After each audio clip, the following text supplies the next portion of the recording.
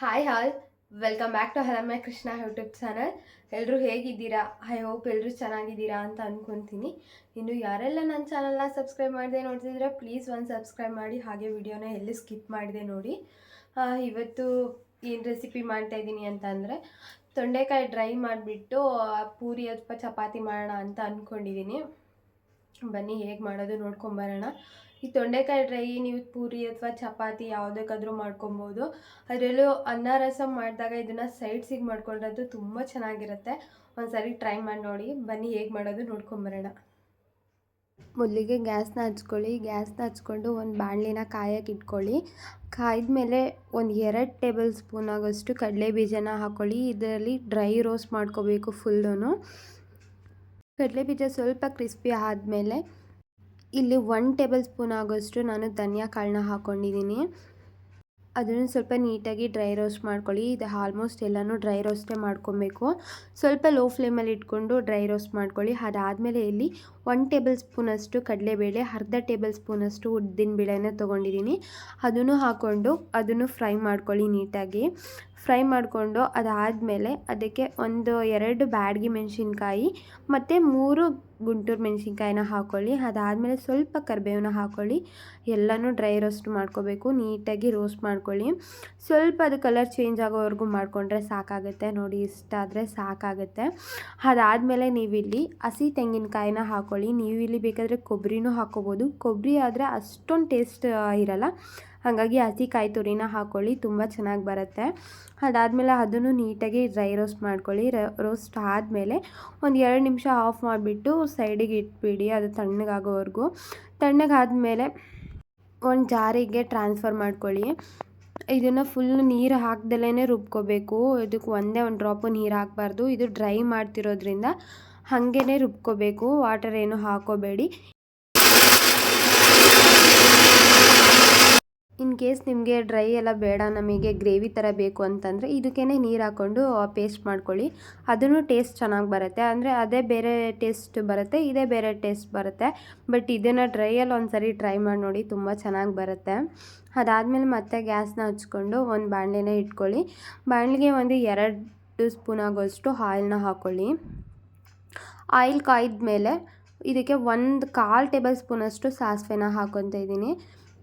ಸಾಸಿವೆ ಸ್ವಲ್ಪ ಚಿಟಪಟ ಅಂತ ಸಿಡಿದ್ಮೇಲೆ 3 ಒಣಗಿದ ಮೆಣಸಿನ್ಕಾಯನ್ನ ಕಟ್ ಮಾಡಿ ಹಾಕ್ಕೊಂಡಿದ್ದೀನಿ ಮತ್ತು ಸ್ವಲ್ಪ ಕರಿಬೇವಿನ ಸೊಪ್ಪನ್ನ ಹಾಕ್ಕೊಂಡಿದ್ದೀನಿ.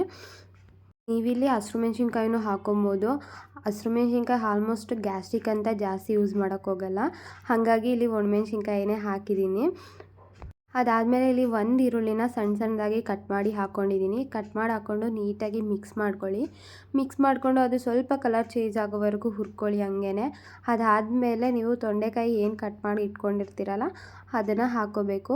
ನೋಡಿ, ನಾನಿಲ್ಲಿ 1 ತೊಂಡೆಕಾಯಲ್ಲಿ 4 ಪೀಸ್ ಆಗೋಷ್ಟು ಕಟ್ ಮಾಡ್ಕೊಂಡಿದ್ದೀನಿ. ನಿಮಗೆ ಯಾವ ಥರ ಬೇಕೋ ಆ ಥರ ಕಟ್ ಮಾಡ್ಕೊಳ್ಳಿ. ಕಟ್ ಮಾಡಿಕೊಂಡು ಅದನ್ನು ಹಾಕ್ಕೊಂಡು ನೀಟಾಗಿ ಮಿಕ್ಸ್ ಮಾಡ್ಕೊಳ್ಳಿ.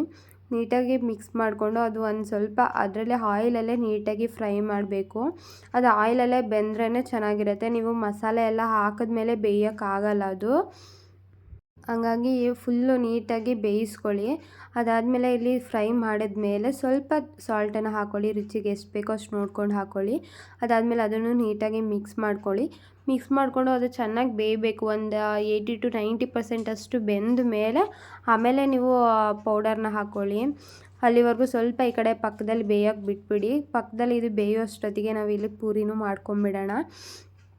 ನನಗೆ ಆಫೀಸ್ಗೆಲ್ಲ ಟೈಮ್ ಇರಲ್ಲ, ಹಂಗಾಗಿ ನಾನು 2 ಒಟ್ಟೊಟ್ಟಿಗೆ ಮಾಡ್ಕೊಂಬಿಡ್ತೀನಿ. ಆ ಕಡೆ ಒಂದು ಒಲೆಯಲ್ಲಿ, ಈ ಕಡೆ ಒಂದು ಒಲೆಯಲ್ಲಿ 2 ಒಟ್ಟಿಗೆ ಮಾಡ್ಕೊಂಬಿಡ್ತೀನಿ. ಅದಾದಮೇಲೆ ಈ ಕಡೆ ಪೂರಿನೂ ಆಗುತ್ತೆ ಮತ್ತು ಈ ಕಡೆ ಪಲ್ಯನೂ ಆಗುತ್ತಲ್ವ, ಹಂಗಾಗಿ ನಾನು ಈ ಥರ ಮಾಡ್ಕೊಂಬಿಡ್ತೀನಿ. ನೋಡಿ, ಇದಾದಮೇಲೆ ಅದು ಸ್ವಲ್ಪ ಬೆಂದಾದಮೇಲೆ ನೀವೇನು ರುಬ್ಬಿಟ್ಕೊಂಡಿರ್ತೀರಲ್ಲ ಪೌಡರು, ಅದನ್ನು ಇದಕ್ಕೆ ಹಾಕ್ಕೊಳ್ಳಿ. ಇದಕ್ಕೆ ಹಾಕ್ಕೊಂಡು ಸ್ವಲ್ಪ ಮಿಕ್ಸ್ ಮಾಡ್ಕೊಳ್ಳಿ. ಮಿಕ್ಸ್ ಮಾಡಿಕೊಂಡು ಒಂದು 2 ನಿಮಿಷ ಬಿಟ್ಬಿಡಿ. ಒಂದು 2 ನಿಮಿಷ ಬಿಟ್ಟ ಮೇಲೆ ನೀವು ಸರ್ವ್ ಮಾಡ್ಕೊಬೋದು. ತುಂಬ ಚೆನ್ನಾಗಿ ಬರುತ್ತೆ. ಇದಕ್ಕೆ ಬೇಕಾದರೆ ನೀವು ಸ್ವಲ್ಪ ಕೊತ್ತಂಬರಿ ಸೊಪ್ಪನ್ನ ಆ್ಯಡ್ ಮಾಡ್ಕೊಳ್ಳಿ. ನಾವಿಲ್ಲಿ ಕೊತ್ತಂಬರಿ ಬೀಜ ಹಾಕಿರ್ತೀವಲ್ಲ, ಫ್ಲೇವರ್ ಅದೇ ಇರುತ್ತೆ. ಅಂದರೂ ಬೇಕಂತಂದರೆ ನೀವು ಹಾಕ್ಕೋಬೋದು. ನಾನಿಲ್ಲಿ ಏನು ಕೊತ್ತಂಬರಿ ಸೊಪ್ಪು ಏನು ಹಾಕೋಕ್ಕೆ ಹೋಗಿಲ್ಲ, ನೀವು ಬೇಕಂತಂದರೆ ಹಾಕ್ಕೊಳ್ಳಿ. ಇದಾದಮೇಲೆ ಒಂದು 2 ನಿಮಿಷ ಬಿಟ್ಬಿಟ್ರೆ ನಿಜ ತುಂಬ ಚೆನ್ನಾಗಿ ಬರುತ್ತೆ ಡ್ರೈ. ಇದನ್ನೇನಾದ್ರು ಅನ್ನ ರಸ ಮಾಡಿದಾಗ ಸೈಡ್ ಡಿಶ್ ಆಗಿ ತೊಗೋತೀವಿ ಅಂತ ಅಂದ್ರಂತೂ ತುಂಬ ಚೆನ್ನಾಗಿರುತ್ತೆ.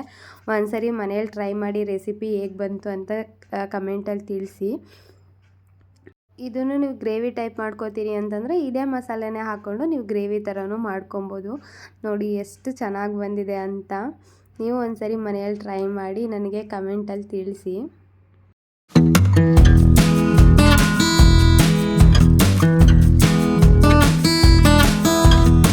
ಐ ಹೋಪ್ ಈ ವಿಡಿಯೋ ಎಲ್ರಿಗೂ ಇಷ್ಟ ಆಯಿತು ಅಂತ ಅನ್ಕೋತೀನಿ. ಇಷ್ಟ ಆಗಿದ್ರೆ ಪ್ಲೀಸ್ ಒಂದು ಲೈಕ್ ಮಾಡಿ, ಹಾಗೆ ಶೇರ್ ಮಾಡಿ.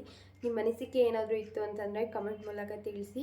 ಹಾಗೆ ರೆಸಿಪಿನ ಟ್ರೈ ಮಾಡಿ ಕಮೆಂಟಾಗಿ ತಿಳಿಸೋದನ್ನು ಮರಿಬೇಡಿ. ಮತ್ತಷ್ಟು ಸಿಂಪಲ್ ರೆಸಿಪಿಗಾಗಿ ಅಲಮೆ ಕೃಷ್ಣ ಯೂಟ್ಯೂಬ್ ಚಾನಲ್ನ ಸಬ್ಸ್ಕ್ರೈಬ್ ಮಾಡಿ. ಹಾಗೆ ಯಾರೆಲ್ಲ ನಿಮ್ಮ ಫ್ರೆಂಡ್ಸು ಹೊಸದಾಗಿ ಅಡುಗೆ ಕಲಿತಿದ್ದೀರಲ್ಲ ಅವರಿಗೆ ಶೇರ್ ಮಾಡಿ, ಆದಷ್ಟು ಹೆಲ್ಪ್ ಆಗುತ್ತೆ ಅವ್ರಿಗೂ. ಹಾಗೆ ನಿಮ್ಮ ಸಪೋರ್ಟ್ ಯಾವಾಗಲೂ ಹೀಗೆ ಇರಲಿ ಅಂತ ಕೇಳ್ಕೊತೀನಿ. Thank you all.